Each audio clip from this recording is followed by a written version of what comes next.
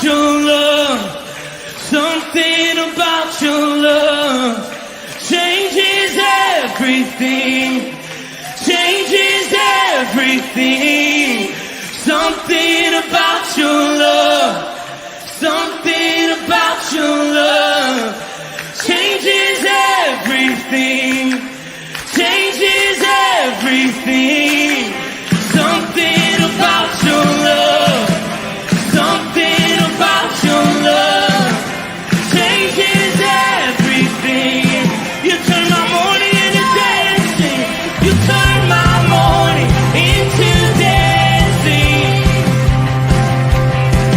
You turn my morning into dancing.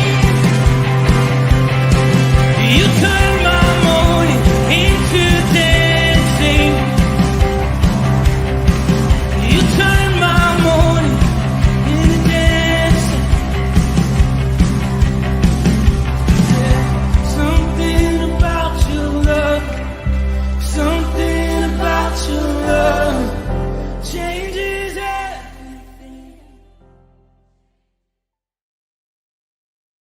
Good morning, Rooted Men. Good to see you this morning. It is Tuesday. It's actually the day I'm supposed to be on. Isn't it wonderful? Today we'll have a new prayer team. We'll have some people on prayer coming up in the near future they're gonna try it for the first time or maybe the third time. But it's I thought it would be really cool if we could get some opportunities for new people to maybe come on and pray a little bit. And I've had some people express some interest, and we're going to do it. I'm looking forward to today's because they've done it before, so it'll be unique, to say the least. All right. Psalm 139. That's what we got today. Another one of David's Psalms, just beautifully written and poetic. My wife says hi. No. You say hi to people. Oh, yeah. I got to say hi to people. Yeah, I know. I have a director. Psalm 139 is, once you hear it, you'll say, oh, yeah, I've heard those before. That's how it works. All right. So let's start with a few greetings. What do you say? Ken Gooch is here. Good morning, Ken.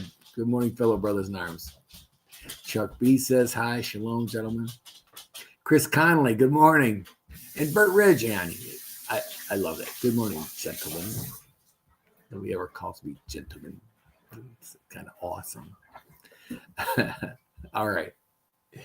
So let's get right at it. What do you say? That way I don't mess up Emily and her broadcast. I have it here somewhere.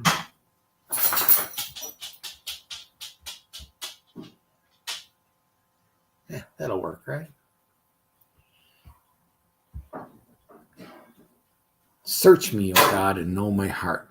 That's the choir from a choir master, Psalm of David. O Lord, you have searched me and known me. You know when I sit down and when I rise up.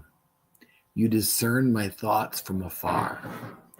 You search out my path and my lying down and are acquainted with all my ways. Even before a word is on my tongue, behold, O Lord, you know it all together. So, this is,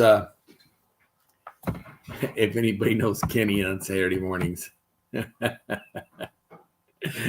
he's always messing with me a little bit because talks about watching the tongue. The tongue is like my downfall. Maybe is the word I would use. David here is so poetically writing how God knows him. He knows every single aspect of him. He searched us. He searched out our path. He even knows where we sit down when we rise up. Think about that. He discerns our thoughts. He discerns our thoughts. Sometimes I wish I discerned my thoughts a little better. And he's acquainted with all of my ways, and he knows what we are going to say. That's terrifying to me. But that's what David is trying to present before us here. He wants us to understand that this is not just some guy sitting afar and looking at us, right? He's there and he knows who he's looking at. Oh boy, I just did something. Hold on. Okay. So these touch pads do so many different things. If you touch them funny, they do weird things. All right. So then in verse 5, he goes to, you hem me in. It's a great term, hem me in. So it might be if you were a criminal hiding in a building, you were hemmed in. That might be a bad thing, right? David is talking about something totally different here. You hem me in behind and before, and you lay your hand upon me. Such knowledge is too wonderful for me. It is high. I cannot attain it. Where shall I go from your spirit, or where shall I flee from your presence? If I ascend to heaven, you are there. If I make a bed in Sheol, you are there. If I take the wings into the morning and dwell in the uttermost places of the sea, even there your hand shall lead me, and your right hand shall hold me. Okay, in these verses now, he's changed from God knowing him to God surrounding him. Like I said before, it's not God watching from some distant place. He is present. He is right there. He's surrounding us with his care, his presence. Our lives are not a secret. And he knows our pain, our failing, our flaws, our doubts, our sins, our victories, our good deeds, our bad deeds. He knows. So what do we do with that? How do we reconcile that with what we know? God knows us completely, and he's always there. How do we paint a picture of that, right? And in the verse 11, he starts out with, if I say, surely the darkness will cover me, and the light will be at night, all about me at night. Holy mackerel, I can't read. If I say, surely the darkness shall cover me, and the light about me be night. Even the darkness is not dark to you. The night is bright as the day, and for darkness is as light with you. I'm going to stop there today, all right? But we want to look at what he's saying. He's talking about light and darkness, and we all know that the darkness can hide things. It can hide wrongdoing. It can hide sin. But John, in the verse book of John, first thing he does is describe Jesus as the light. And here, David's talking about the light. David's talking about how God, his light will cover and protect everything, even that is in the dark. His light won't fade, and it will penetrate. I think that's the cool part. It'll penetrate the darkest night. And when I was a kid, let's see, hold on a second.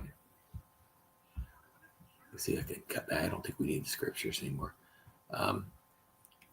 When I was a kid, we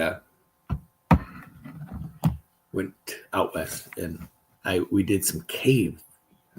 And out west, there's lots of tiny little caves, and some big ones too, some monstrous ones. And if you've ever been in a cave when the lights go out, the darkness is unimaginable. It's not like waking up in the middle of the night. It is so black and so dark that your hand, you could do this in front of your face and you wouldn't know it. It's total blindness. And that's when I picture darkness, that's what I think. Darkness is so black and so dark we can't see it through it. And what David is saying is that it is like daylight to God. darker than the darkest night, and God's light shines through it. That is like the lantern they give you when you're in a cave. It's super bright light, and it projects outward, not back at you, because if it back at you, then you're just as blind as you were. I guess what I'm trying to say is that it overcomes the darkness. And just reminded me of that when we were talking about the darkness. And so what do we take from these verses? Before I get too far off track and too off into a left field, what do we take from these verses? It's pretty simple. It's nothing here that's magical that we really needed to understand. It's all straightforward. God knows us completely. We're never alone. He surrounds us. He's hemmed us in. I love that term. And he guides us and protects us. And that there's no darkness God can't overcome. That's what I got. I hope it was a blessing. It was short and sweet, and I knew it complete. Anyway, thank you for joining me this morning. I think I'm done, so I'm going to say, yeah, really good. I think it's about perfect for Emily. Have a firmly rooted day, boys, and may someone see Jesus in you today. Peace.